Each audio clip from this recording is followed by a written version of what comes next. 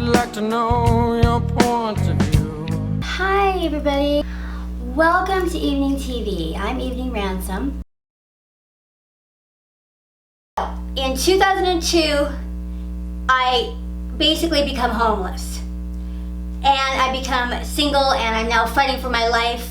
And I end up in this nasty divorce that goes on for years. 2005, when the divorce is over, I am completely destitute. So I work and work and work and rebuild myself. And in 2009, I am able to buy a house for myself and my sons, basically right down the street from the house that we left in 2002. And it is such a big deal to me. I just can't believe that I did it. I just cannot believe that I did it. I bought a new car the same year. It was just amazing to me that I made it, that I did it.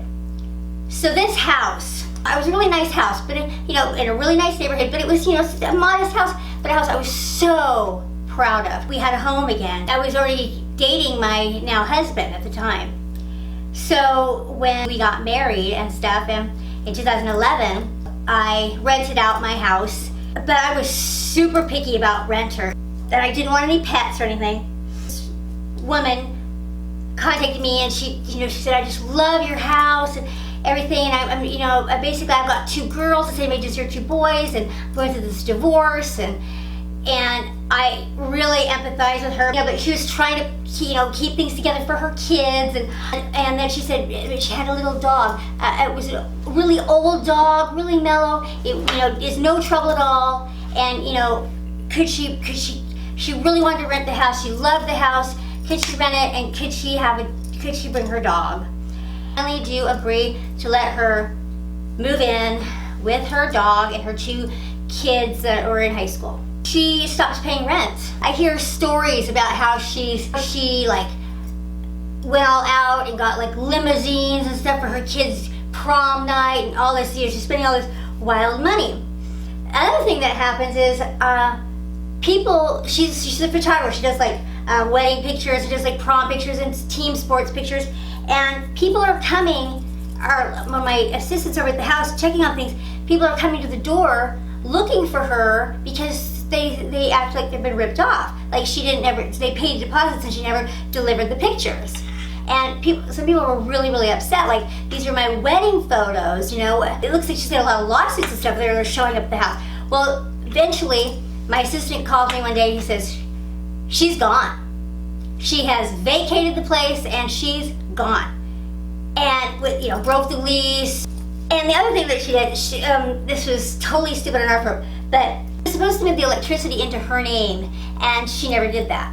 So she is getting these outrageous electricity bills, and they're in our name, and she's defaulting on them. And I don't know how that. And my husband was kind of in charge of that, and I don't know why that happened that way. It shouldn't have. It was stupid on our part, but still, honorable thing would have been her, switch it over like she was supposed to, and blah blah blah.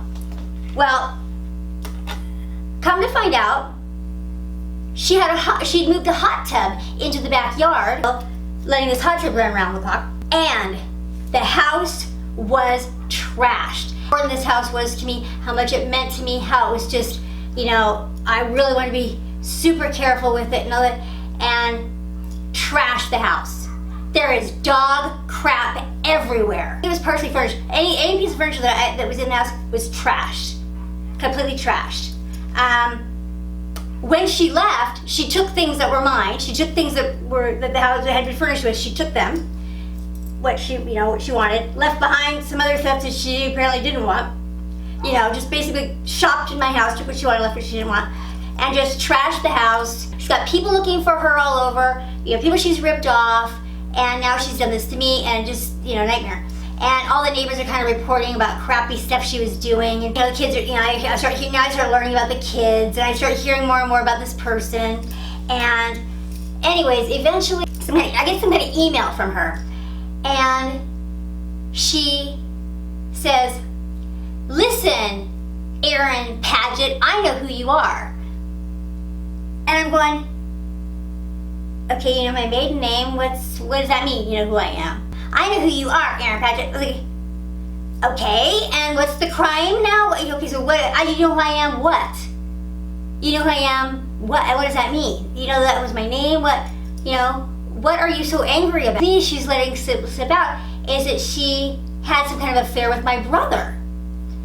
And at this point, my brother is still married, and so I don't, you know, I'm out of touch with my brother. I don't really know what's going on.